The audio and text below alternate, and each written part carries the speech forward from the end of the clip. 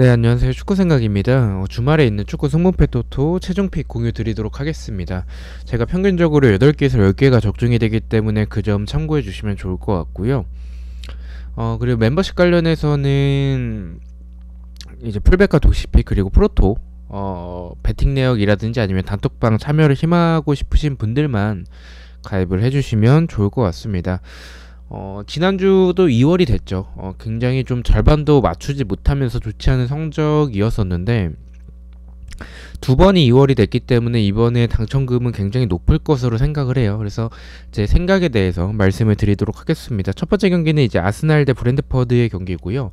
맞대결에서의 특이사항은 무승부가 두 팀 맞대결에서는 없었다라는 점을 좀 참고해 주시면 좋을 것 같습니다. 아스날 같은 경우에는 제수스가 여전히 좀 부상이고 파티 같은 경우에는 뭐 부상자 명단에 없기 때문에 정상적으로 좀 가동이 될 것 같다라고 생각을 하고 있습니다. 브랜트퍼드 같은 경우에는 오네카 선수가 결장 예정입니다.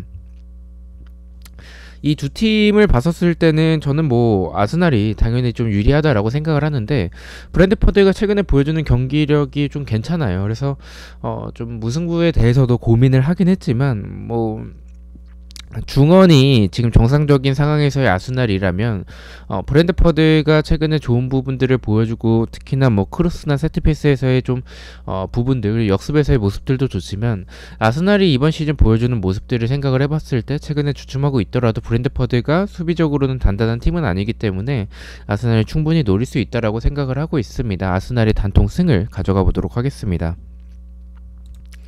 자, 두 번째 경기입니다. 크리스탈 팰리스 대 브라이튼의 경기고요. 두 팀 맞대결에서의 특이사항은 2연속 무승부를 하고 있고요. 그리고 크리스탈 팰리스가 홈일 때 3연속 무승부를 하고 있습니다. 브라이튼이 원정인데도 불구하고 우선은 정배당을 좀 받은 상황이에요. 굉장히 좀 낮은 배당을 받았죠. 그만큼 브라이튼이 유리해 보이는 게 자하 선수가 여전히 햄스트링 부상으로 출전을 하지 못하게 되는 부분에서 크리스탈 팰리스의 좀 전력 이탈이 크고 안데르슨 역시 결장 예정입니다.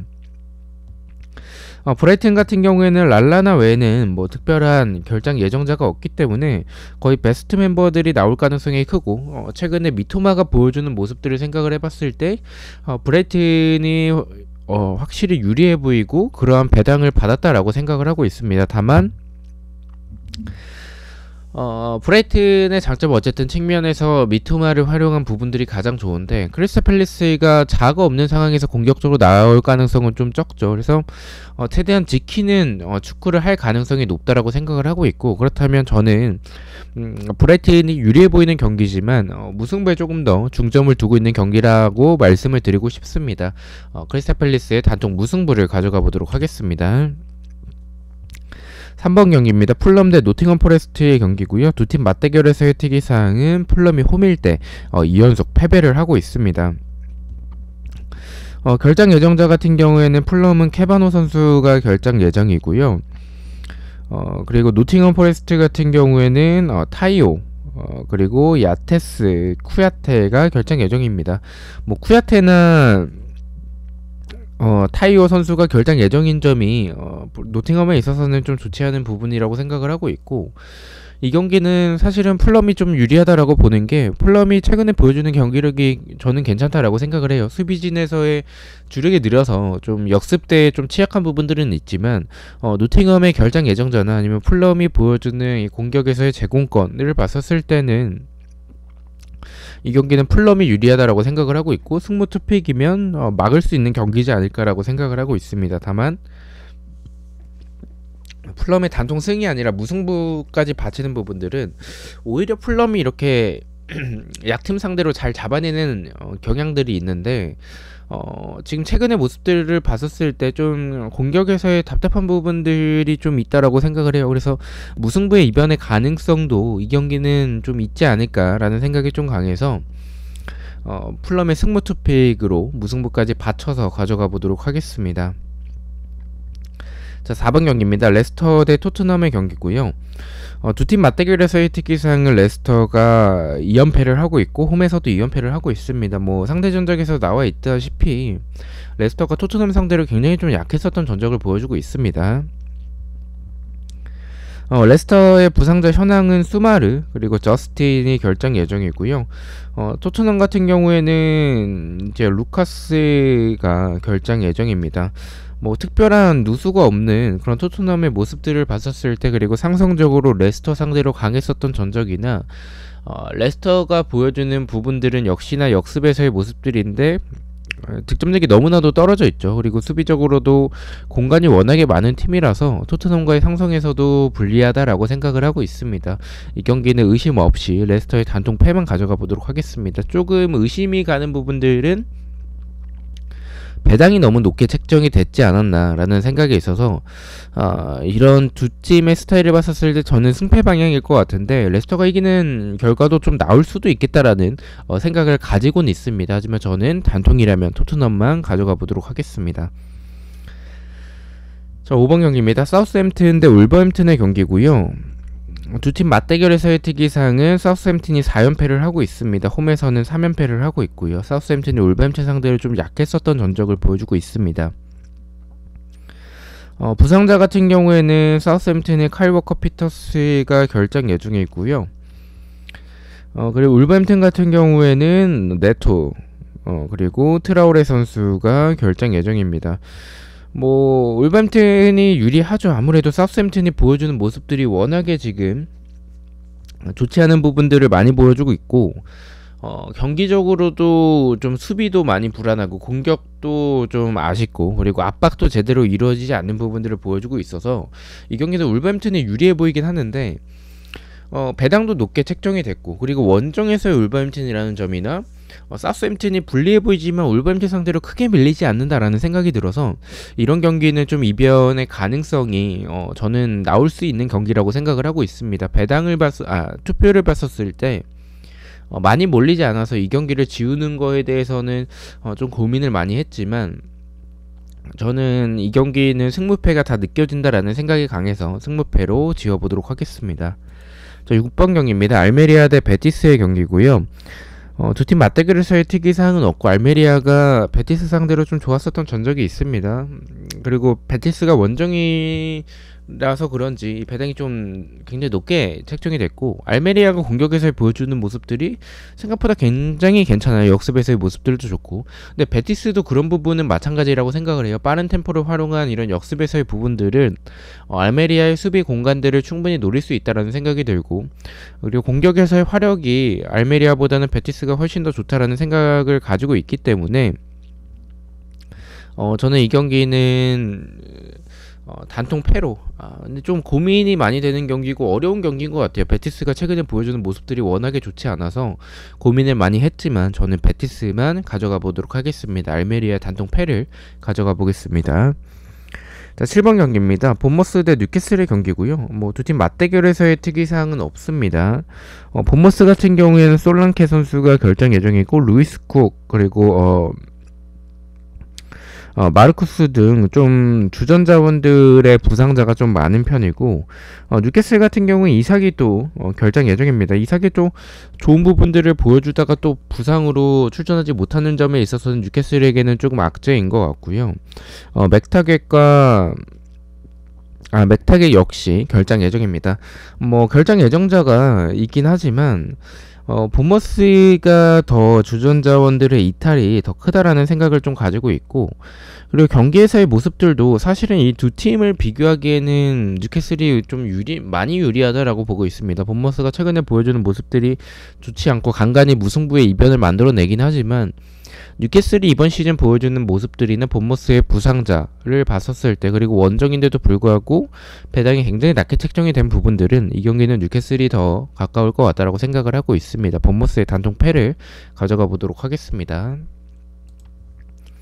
8번 경기입니다. 세비야 대 마요르카의 경기고요. 두 팀 맞대결에서의 특이사항은 없고 세비야가 좀 강했었던 전적을 보여주고 있는데, 저는 마요르카가 보여주는 이 공격에서의 뭐 크로스 원툴이긴 하지만 크로스나 세트피스에서의 굉장히 위협적인 장면들, 뭐 세비야도 이 측면을 활용한 공격들이 굉장히 많은 팀인데, 이렇게 좀 하위권 팀들, 뭐 마요르카가 하위권 팀이라고 보긴 어렵지만 상대적으로 세비야보다 약세인 팀들 상대로는 세비야가 굉장히 답답한 경기력을 보여줄 때가 많고 또 배당도 어느 정도 높게 책정이 됐다라는 생각도 가지고 있고 원정에서의 마요르카라면 저는 좀 믿진 않지만 그래도 이 경기는 세비야의 이번 시즌의 세비야의 모습들 굉장히 좋지 않은 이런 세비야의 모습들을 생각을 해보자면 마요르카의 경기력이 오히려 더 좋은 부분들도 있는 것 같다라고 생각을 하고 있습니다. 그래서 저는 승무패로 지어보도록 하겠습니다.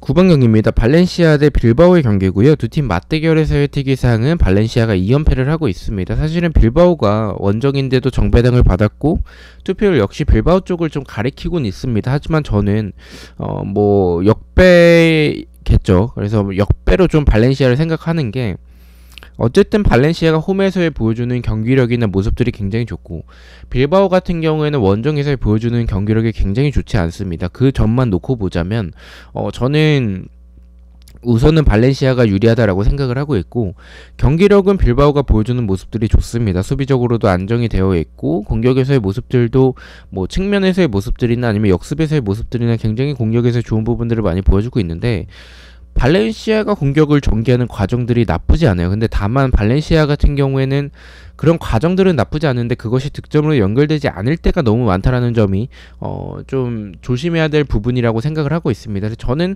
경기력 차이는 빌바오가 더 우세하지만 크게 차이가 나지 않는다라고 생각을 해요. 그렇다면 홈에서의 발렌시아, 원정에서의 빌바오, 저는 발렌시아 쪽이 조금 더 가깝다라고 생각을 하고 있습니다. 발렌시아의 단통 승을 가져가 보도록 하겠습니다. 10번 경기입니다. 헤타페 대 라요의 경기고요. 두 팀 맞대결에서의 특이사항은 헤타페가 2연속 무승부를 하고 있고 홈일 때도 2연속 무승부를 하고 있습니다. 라요가 확실히 유리해 보이죠. 헤타페는 뭐 많은 활동량을 보여주면서 압박을 좀 가져가고 있는 팀이긴 하지만 라요가 적은 찬스에서도 득점을 만들어내는 그런 부분들이 워낙에 좋은 팀이고 득점력에서의 두 팀의 차이가 크다라고 생각을 하고 있습니다. 다만 원정에서의 라요고 헤타페가 홈에서는 굉장히 거친 팀이죠. 라요가 적은 찬스를 살려서 득점으로 연결될 가능성이 있지만 저는 그렇지 못할 가능성이 조금 더 높지 않나라고 생각을 하고 있습니다. 그래서 저는 헤타페의 단통 무승부를 가져가 보도록 하겠습니다. 11번 경기입니다. 리즈 대 이제 맨체스터 유나이티드의 경기고요. 두 팀 맞대결에서의 특이사항은 없습니다. 리즈 같은 경우에는 로드리고가 결정 예정입니다. 그리고 맨유 같은 경우에는 안토니 선수 그리고 마샬 그리고 에릭센 그리고 맥토미니 선수가 결정 예정인데 근데 뭐 자비처가 영입이 됐기 때문에 뭐 크게 지장은 없을 것 같다라고 생각을 해요, 개인적으로. 그리고 뭐 자비처가 보여주는 모습들이 굉장히 좋았었던 부분들이 있었고 그리고 리즈가 로드리고까지 없다면 지금 경기에서의 맨유 상대로 좀 많이 밀릴 것 같다라고 생각을 하고 있습니다. 물론 뭐 더비라는 점에 있어서는 이 경기를 좀 지우거나 투픽을 가져가는 것도 좋은 판단이라고 생각을 하지만 저는 이 경기보다는 다른 경기에 폴더를 쓰는 것이 더 좋지 않을까라는 생각을 가지고 있고 맨유가 지금 보여주는 경기력도 괜찮고 리즈가 지금 좋지 않은 상황이기 때문에 맨유 쪽이 조금 더 유리하다라고 생각을 하고 있습니다. 리즈의 단통 패를 가져가 보도록 하겠습니다. 12번 경기입니다. 셀타비고 대 아틀레티코 마드리드의 경기고요. 두 팀 맞대결에서의 특이사항은 셀타비고가 3연패를 하고 있고 홈에서도 2연패를 하고 있습니다.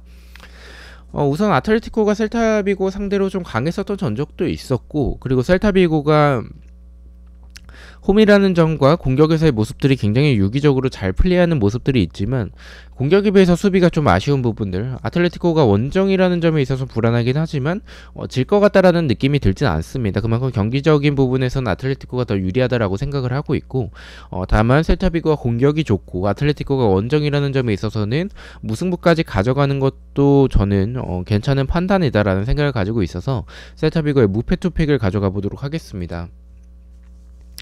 13번 경기입니다. 바야돌리드 대 오사수나의 경기고요. 두 팀 맞대결에서의 특이사항은 바야돌리드가 2연패를 하고 있습니다. 우선은 좀 무승부에 가깝다라고 생각은 해요.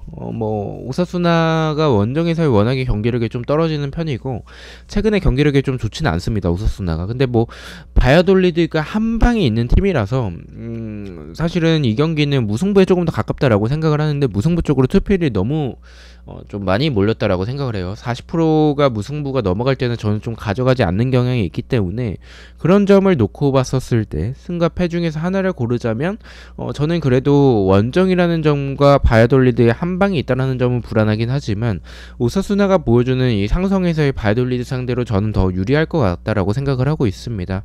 바이아돌리드의 단통 패를 가져가 보도록 하겠습니다.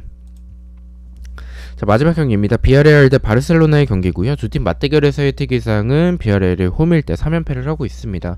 우선은 바르셀로나가 비아레알 상대로 굉장히 강했었던 전적을 보여주고 있기도 하고 경기적인 부분들도 굉장히 좋습니다. 비아레알이 최근에 모레노가 있더라도 좀 득점을 많이 만들어내지 못하고 있는 부분들, 그리고 이 찬스들이 분명히 많이 나오는데 그것을 득점으로 연결하지 못하는 상황들이 너무 많다라고 생각을 해요. 그렇다면 이 경기력적으로나 흐름적으로나 지금 바르셀로나가 비아레알 상대로 강했었던 정적도 분명히 보여주고 있고 경기적인 부분들도 앞서기 때문에 뭐 배당이 높게 책정된 부분들은 좀 불안하긴 하지만 저는 바르셀로나가 이길 가능성이 더 높다라고 생각을 하고 있습니다. 비아레알의 단통 패를 가져가 보도록 하겠습니다. 자, 이렇게 해서 14경기에 대해서 최종패의 공유를 모두 마쳤고요. 저는 또 프로토와 승부패 경기들로 다시 찾아뵙도록 하겠습니다. 시청해주셔서 너무나도 감사드리고 구독과 좋아요 너무나도 감사합니다. 감사합니다.